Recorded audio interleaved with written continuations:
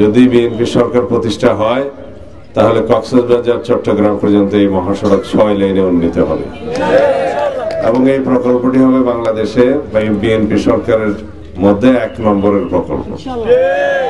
বাংলাদেশের মানুষ বিশ্বাস করে আগামীর বাংলাদেশের সরকার বিএনপির সরকার প্রতিষ্ঠা হবে। যদি আপনারা ধানের শীষে সমর্থন দেন, এদেশের মানুষ চায় ইনশাআল্লাহ। যদি বিএনপি সরকার প্রতিষ্ঠা হয় তাহলে কক্সবাজার চট্টগ্রাম পর্যন্ত এই মহাসড়ক 6 লেনে উন্নীত হবে এবং এই প্রকল্পটি হবে বাংলাদেশে বিএনপি সরকারের মধ্যে 1 নম্বরের প্রকল্প। এই প্রতিশ্রুতি আমি আপনাদের সন্তান হিসেবে দিতে পারি। এটা তো জাতীয় প্রতিশ্রুতি। কক্সবাজারের মাটি আল্লাহ রাব্বুল আলামিন এমন জায়গায় সৃষ্টি করেছেন, এখানে আমরা সমুদ্র পরিবেষ্টিত, পাহাড় পরিবেষ্টিত।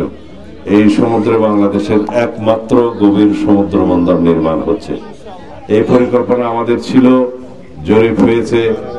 আমি মংলামায় আমার বাড়িতে বসে জাপান ইন্টারন্যাশনাল কনসালটেন্টের নিয়োগের পরে তাদের সাথে আলাপ করে সাইট সিলেকশন হয়ে এর পরবর্তীতে আমরা সরকার থেকে চলে যাওয়ার পরে আওয়ামী লীগ সরকার যে কোনোভাবেই হোক বাংলাদেশের রাষ্ট্র ক্ষমতায় অধিষ্ঠিত হলে এই সমুদ্র বন্দরের কার্যক্রম শ্লথ হয়ে যায়, যার কারণে এতদিন আমাদের অপেক্ষা করতে হয়েছে।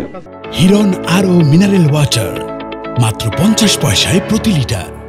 আমি আপনাদের জানাতে পারি আগামী 1 থেকে 1.5 বছরের মধ্যে ইনশাআল্লাহ পূর্ণাঙ্গভাবে সমুদ্র বন্দর চালু হবে, সংযোগ সড়ক হবে, রেল হবে, সমস্ত কিছু পরিকল্পনা মাফিক হবে এবং তখন এই কক্সবাজার চট্টগ্রাম মহাসড়কের 6 লেন উন্নীতকরণটা বাধ্যতামূলক হয়ে যাবে। সেজন্য আগেই করতে হবে। আমি এখন জাতীয় রাজনীতির প্রেক্ষিতে আপনাদেরকে 2-1টি কথা বলি। আমরা দীর্ঘ গণতান্ত্রিক প্রক্রিয়ার মধ্য দিয়ে, আলাপ আলোচনার মধ্য দিয়ে আজকে এমন একটা সময় উপনীত হয়েছি। আশা করি ইনশাআল্লাহ আগামী কয়েকদিনের মধ্যে আপনারা হয়তো শুনেছেন, হয়তোবা 11 তারিখ নির্বাচন কমিশন ঘোষণা করবে আগামী জাতীয় সংসদ নির্বাচনের তফসিল। বাংলাদেশের জনগণ আমরা সবাই অপেক্ষা করছি তফসিল ঘোষণার জন্য। নির্বাচনের তফসিল ঘোষণা হওয়ার সাথে সাথে সারা বাংলাদেশে ধানের শীষের পক্ষের সকল প্রার্থী বিধি মোতাবেক, আচরণ বিধি মোতাবেক সমস্ত প্রচারণায় নেমে যাবে। বাংলাদেশের মানুষ যে ভোটাধিকার প্রয়োগের জন্য অপেক্ষা করছে, দীর্ঘ 16-17 বছর সংগ্রাম করেছে, এই গণতান্ত্রিক অধিকার আদায়ের জন্য রক্ত দিয়েছে, শহীদ হয়েছে, গণ-অভ্যুত্থানের মাধ্যমে ফ্যাসিবাদের পতন হয়েছে। আমরা সেই অধিকার অর্জন করেছি, কিন্তু সেই অধিকার এখনো আমরা প্রয়োগ করতে পারি নাই।